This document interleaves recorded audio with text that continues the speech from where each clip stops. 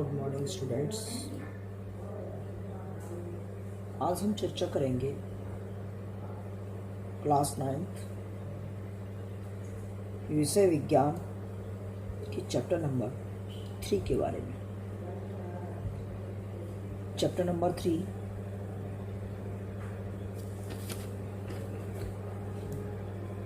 जिसका नाम है अणु एवं परमाणु। अणु एवं परमाणु, यह है चैप्टर का नाम। तो सबसे पहले इनके बारे में हम थोड़ा समझते हैं।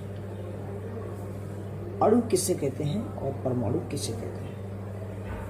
देखते हैं कि सबसे पहले समझते हैं अणु किसे कहते हैं। अणु किसे कहता है, मतलब बात इस बात की कि अणु किसे कहते हैं। तो ध्यान दें बच्चों, अणु विभिन्न परमाणुओं के संयोग से बनता है, अर्थात विभिन्न परमाणु मिलकर के एक अणु का निर्माण करते हैं। विभिन्न, इसको लिख लेंगे आप लोग, विभिन्न परमाणु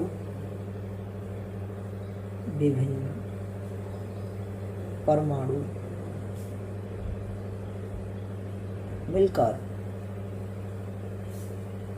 एक अणु का निर्माण करते हैं।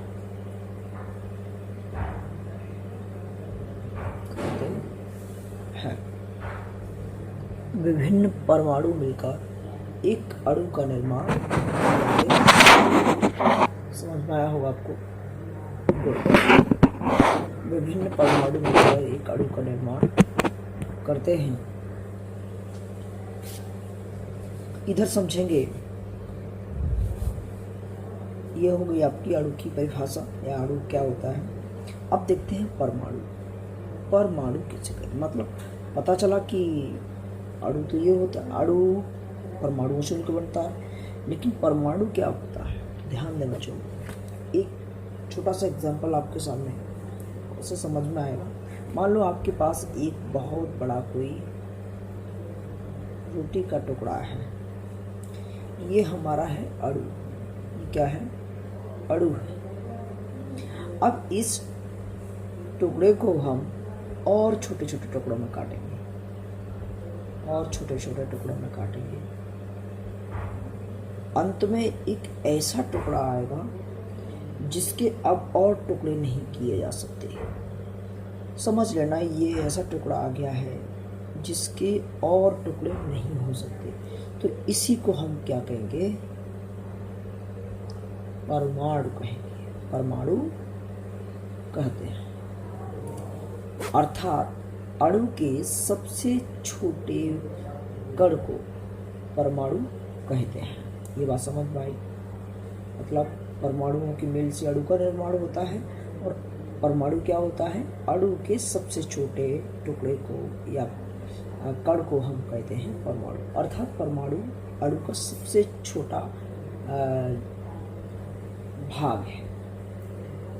तो ये आपको समझ में आया होगा, ठीक है। अब हम इस परमाणु को थोड़ा बड़े आकार में लिख लेते हैं, जूम करके, ठीक है। ये वही परमाणु है, थोड़ा बड़ा लिख लिया है जिससे आपको इसके बारे में समझाया जा सके। यहाँ हमने मान लिया कि ये है परमाणु।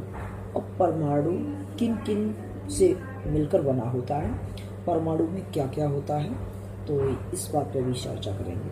तो देखो, परमाणु मुख्यतः 3 चीज़ों से मिलकर बना होता है। पहला है इसका जो नाभिक है, ये होता है नाभिक, इसे बोलते हैं नाभिक। परमाणु के मिडिल पॉइंट को उसका नाभिक बोलते हैं। और इसके बाह्य भाग में इलेक्ट्रॉन होता है। क्या होता है? इलेक्ट्रॉन, मतलब ई।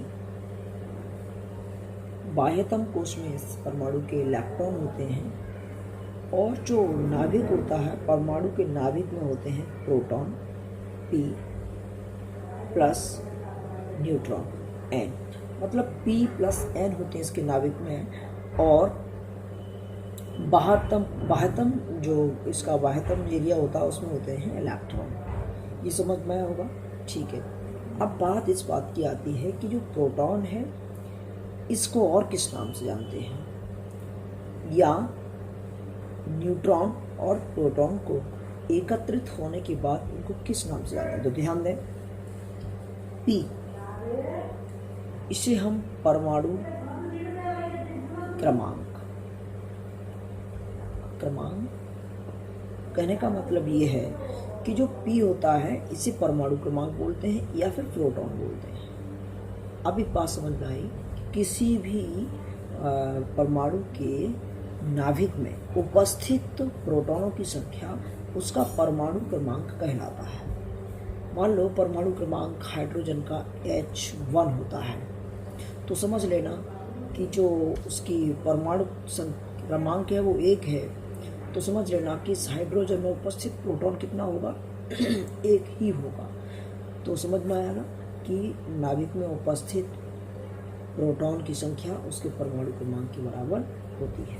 नंबर दूसरा, ये फर्स्ट पॉइंट। दूसरा पॉइंट समझेंगे, प्रोटॉन प्लस न्यूट्रॉन, यानी इन दोनों को जो योग होता है उसकी जो वैल्यू होती है वो बराबर होती है परमाणु भार की। परमाणु भार अर्थात किसी भी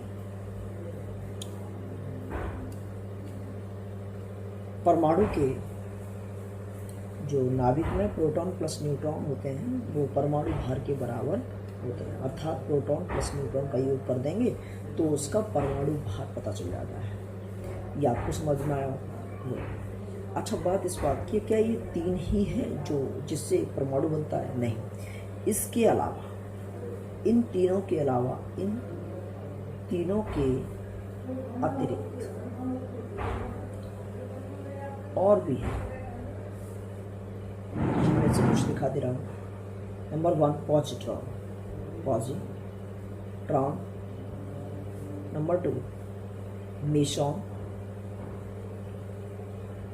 number 3 neutrino, number 4 antiproton, proton, ठीक है। इन सब से मिलकर बना होता है ये हमारा परमाणु। समझ में आया होगा? तो अणु और परमाणु, यानी अणु को आपने समझ लिया, परमाणु संयोग से बनता है, और परमाणु के बारे में फुल डिटेल आपने सीख लिया है। तो ध्यान दें बच्चों, आप लोग इस चीज़ पे थोड़ा ध्यान देंगे। इसके बाद बात आती है समस्थानिक किसे कहते हैं, समभारिक किसे कहते हैं, सम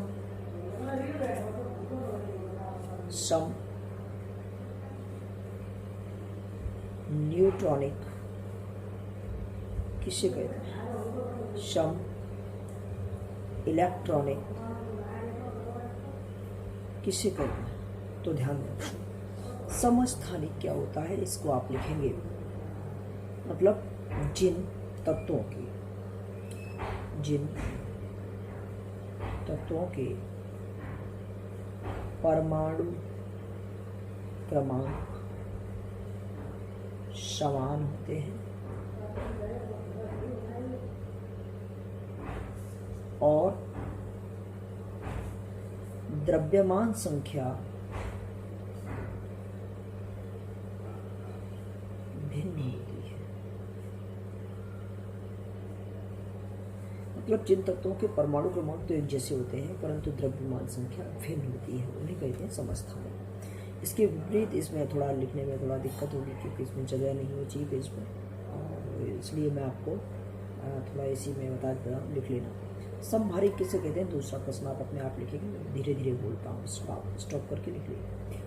मतलब इसका यही होता है, इसके ठीक विपरीत होता है, यानी जिन तत्वों के, समभारिक का बोल रहा हूँ, जिन तत्वों के परमाणु भार समान या द्रव्यमान संख्या समान, जिन तत्वों के द्रव्यमान संख्या समान और परमाणु क्रमांक अलग अलग होते हैं उन्हें समभारिक कहते हैं। फिर से सुन लेंगे, जिन तत्वों की द्रव्यमान संख्या समान और परमाणु क्रमांक अलग अलग होते हैं उन्हें समभारिक कहते हैं।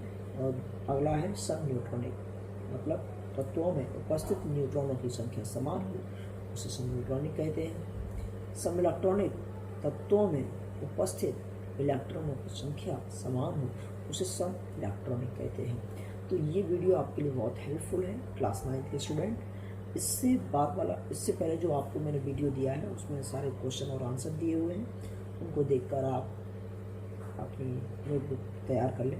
धन्यवाद। और इस चैप्टर से रिलेटेड जो भी प्रश्न आपके दिमाग में आए उन्हें हमें कमेंट बॉक्स में ज़रूर बताइएगा, हम उसका सॉल्यूशन ढूंढेंगे। धन्यवाद।